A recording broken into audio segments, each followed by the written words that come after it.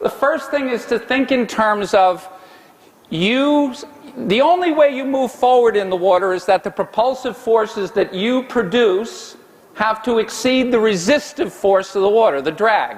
All right? That's the only way you move forward. All right? For you to move forward faster, the propulsive force and the resistive force, the gap between them has to grow. Okay? Makes sense? Who's ever thought about swimming in these terms? All right? You stand at the end of the pool and think, I've got to increase the propulsive force or reduce the resistive force to get down there a little faster. But really, that is functionally what happens while you're swimming. All right? Propulsive forces have a cost. All right? Resistive forces, generally, you can reduce resistive forces without incurring a cost. You position yourself differently, you're aware of different things than typically, and so on. You imprint things differently so that you present a lower drag profile to the water. But reducing resistive force is the easier way to go faster. All right? You want to choose the easier way, as I will make the point later. Sustainability, not velocity. All right? If you're swimming for 20 seconds or less, yes, then it's about velocity. All right? As soon as you start swimming for 45 seconds, 50 seconds and longer, it's not about velocity anymore, it's about sustainability. And I learned this the 1996 Olympics. Maurice Green won the 100-meter dash, and his coach John Smith had worked with him. I read an article following the 96 Olympics, had worked with him on a strategy for winning the 100-meter dash in the Olympics. And what they worked on was an awareness that everybody in the field would start decelerating at 65 meters. All right? They would be starting to run out of gas, and they would start decelerating from whatever was their peak velocity, about 65 meters, and the last 35 meters they would be going progressively slower. So John Smith's strategy with Maurice Green was to start the race in such a way that his deceleration wouldn't start until 75 meters or later.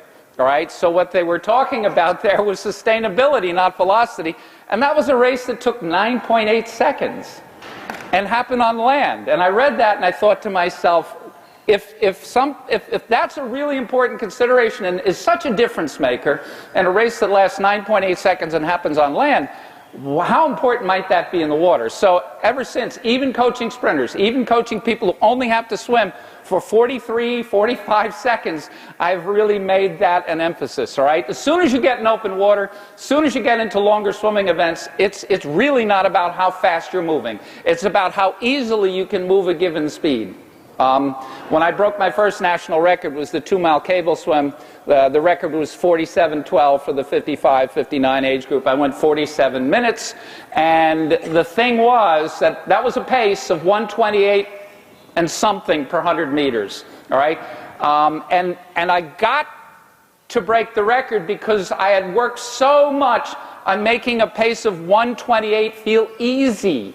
Not on how hard I could work, but on how easy could I get a 128 pace to feel, because the way to break the record was not to slow down when everybody else does. When all the other people my age had probably been swimming faster than that pace at some point, the first quarter mile, the first half mile, the first mile, and then slowed down, all right? My strategy was not to slow down when they did, and that's how I ended up breaking the record. The year later, I went, at 56, I went 46:20 for the same event, so went another 40 seconds faster. And then finally, stroke length times stroke rate. Stroke length is how far you travel every time you take a stroke. Stroke rate is how frequently you take them. There's a math about that, all right? So if you travel 1 meter per stroke and you take those strokes every 0.8 seconds, in 40 seconds you're going to travel 50 meters, or it's going to take you 40 seconds to swim 50 meters, one way or the other. The only way you go faster is to change that math. Not by working harder, not by using buoys and paddles and kickboards and so on.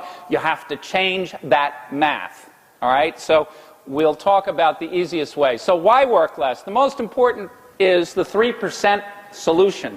There was an article published in in Popular Mechanics in late 2006 about a research project by DARPA engineers. DARPA is the Defense Advanced Research Projects Agency.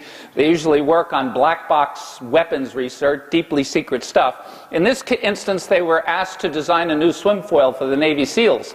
And in the course of that, they studied dolphins and humans to figure out what was the energy efficiency, because the SEALs needed to swim 6 miles towing equipment. That was part of the test to get out of basic underwater demolition school, which is the SEALs training. So you had to be able to swim 6 miles with equipment, and obviously economy is pretty important if you're going to have to swim 6 miles with equipment. So they were really interested in measures of economy. So they found out that dolphins, seals are probably close.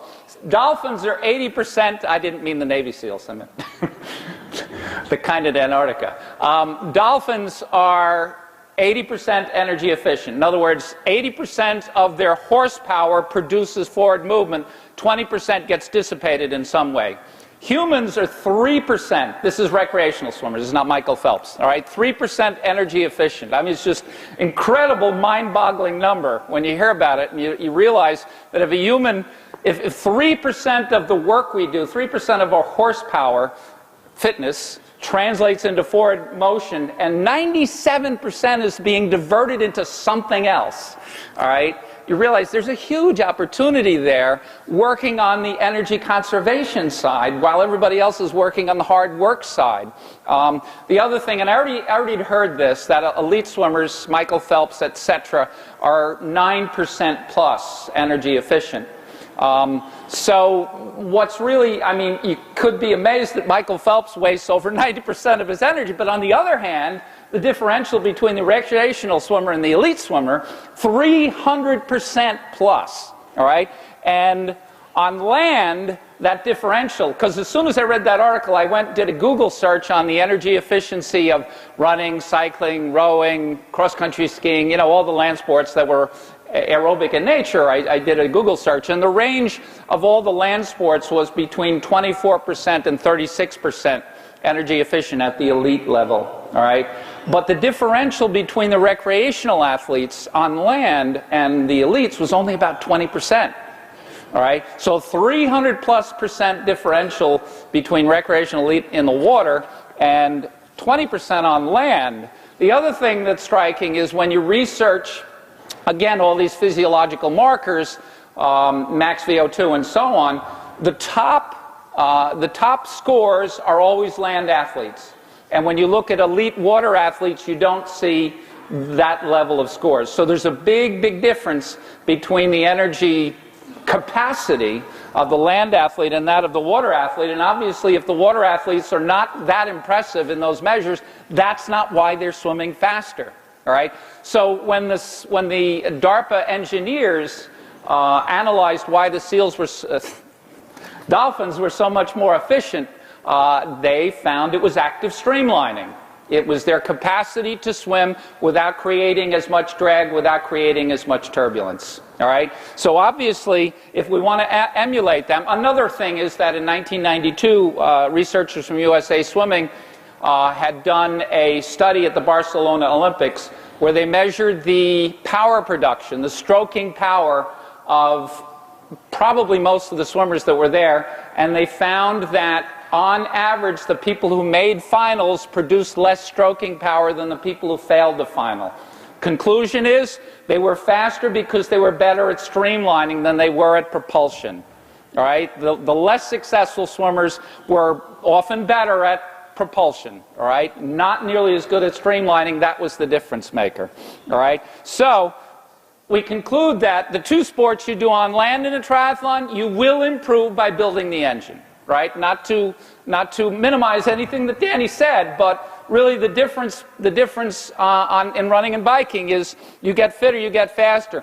On water, you improve by shaping the vessel, all right? And none of those things I measured. What does not make you faster? None of those things contribute to vessel shaping.